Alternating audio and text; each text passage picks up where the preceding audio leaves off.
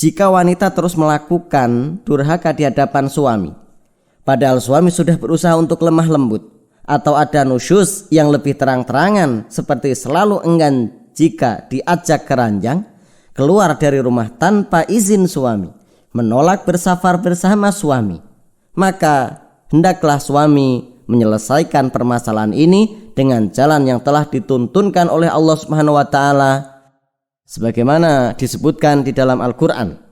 Urutannya dimulai dari hal berikut ini. Pertama, memberi nasihat. Hendaklah suami menasihati istri dengan lemah lembut. Suami menasihati istri dengan mengingatkan bagaimana kewajiban Allah padanya, yaitu untuk taat pada suami dan tidak menyelisihinya. Ia pun mendorong istri untuk taat pada suami dan memotivasi dengan menyebutkan pahala besar di dalamnya. Jika istri telah menerima nasihat tersebut dan telah berubah, maka tidak boleh suami menempuh langkah selanjutnya, karena Allah Subhanahu wa taala berfirman, fa in ata'nakum fala tabghu 'alaihinna sabila. Kemudian jika mereka mentaatimu, maka janganlah kamu mencari-cari jalan untuk menyusahkannya. Al-Quran surat An-Nisa ayat 34. Namun jika nasihat belum mendapatkan hasil, maka langkah berikutnya yang ditempuh yaitu hajar atau mendiamkan istri. Kedua, mendiamkan istri.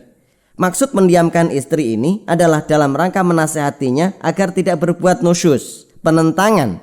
Langkah inilah yang disebutkan dalam lanjutan ayat wahjuruhunna fil madhaji', dan diamkanlah mereka di tempat tidur mereka. Al-Quran surat An-Nisa ayat 34.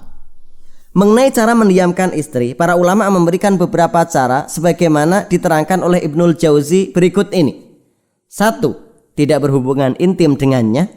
2. Tidak mengajak berbicara namun masih tetap berhubungan intim. 3. Berpisah di atas ranjang, suami menghadapkan punggungnya ketika tidur. Cara manakah yang kita pilih? Yang terbaik adalah cara yang sesuai dan lebih bermanfaat bagi istri ketika hajar. Namun catatan penting yang perlu diperhatikan, tidak boleh seorang suami memboikot istri melainkan di rumahnya. Sebagaimana sabda Nabi SAW ketika beliau ditanya mengenai kewajiban suami pada istri oleh Muawiyah Al-Qushairi, wala tadribil wajha wala tuqabbih wala tajhur illa fil bait. Dan janganlah engkau memukul istrimu di wajahnya, dan jangan pula menjelek-jelekannya, serta jangan melakukan hajar selain di rumah. Hadis riwayat Abu Dawud. Karena jika seorang suami melakukan hajar di hadapan orang lain, maka si wanita akan malu dan terhinakan. Bisa jadi ia malah bertambah nusyuz, menentang suami. Berapa lama masa mendiamkan istri? Jumhur, mayoritas ulama dari kalangan Hanafiyah, Syafi'iyah, Hanabilah bahwa masa mendiamkan istri adalah sampai waktu istri kembali taat, tidak nusyuz lagi. Karena dalam ayat hanya disebutkan secara mutlak, maka kita pun mengamalkannya secara mutlak dan tidak dibatasi. Namun jumhur ulama berpandangan bahwa jika mendiamkan istri yang dilakukan adalah dengan tidak berbicara pada istri, maka maksimal mendiamkannya adalah 3 hari. Meskipun istri masih terus-terusan nusyuz karena suami bisa melakukan cara mendiamkan yang lain. Dari Anas bin Malik, Nabi SAW bersabda, wala yahillu li muslimin ayyahjuru akhahu fawqa salasi layalin. Tidak halal bagi seorang muslim melakukan mendiamkan saudaranya lebih dari 3 hari. Hadis riwayat Bukhari dan Muslim. Jika tidak lagi bermanfaat cara kedua ini, maka ada langkah berikutnya, yaitu ketiga, memukul istri. Memukul istri yang nusyuz dalam hal ini dibolehkan ketika nasihat dan hajar tidak lagi bermanfaat. Namun hendaklah seorang suami memperhatikan aturan Islam yang mengajarkan bagaimanakah adab dalam memukul istri. 1. Memukul dengan pukulan yang tidak membekas. Sebagaimana nasihat Nabi SAW ketika haji wada, walakum alaihinna alla yuti'na furushakum ahadan takrohuna fa in fa'alna dzalika fadribuhunna dorban ghaira mubarrij. Kewajiban istri bagi kalian adalah tidak boleh permadani kalian ditempati oleh seorang pun yang kalian tidak sukai. Jika mereka melakukan demikian, pukullah mereka dengan pukulan yang tidak membekas. Hadis riwayat Muslim. 2. Tidak boleh lebih dari 10 pukulan. Sebagaimana pendapat mazhab Hambali, dalilnya disebutkan dalam hadis Abu Burdah Al-Ansari. Ia mendengar Nabi SAW bersabda, la tajlidu fauqa asyrati aswatin illa fi haddin min hududillah. Janganlah mencambuk lebih dari 10 cambukan kecuali dalam had dari aturan Allah Subhanahu wa taala. Hadis Bukhari dan Muslim.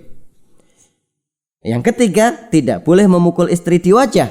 Sebagaimana Rasulullah SAW bersabda, wala tadribil wajha, janganlah engkau memukul istrimu di wajahnya.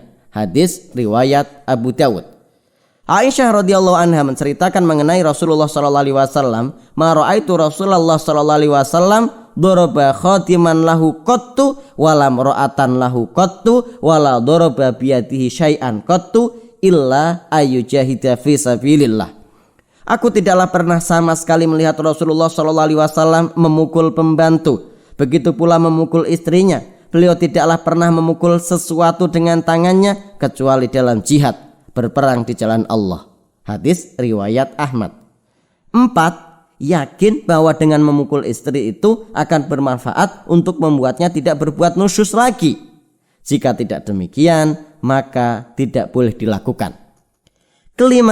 Jika istri telah mentaati suami, maka tidak boleh suami memukulnya lagi. Karena Allah Subhanahu wa taala berfirman, fadribuhunna fa in ata'nakum fala tabghu alaihinna sabila innallaha kana aliyan kabiro. Dan pukullah mereka. Kemudian jika mereka mentaatimu, maka janganlah kamu mencari-cari jalan untuk menyusahkannya. Sesungguhnya Allah Maha Tinggi lagi Maha Besar. Al-Quran Surat An-Nisa ayat 34. Demikian beberapa solusi yang ditawarkan oleh Islam. Jika solusi yang ditawarkan di atas tidaklah bermanfaat, maka perceraian bisa jadi sebagai jalan terakhir. Semoga Allah memberi kemudahan demi kemudahan. Amin.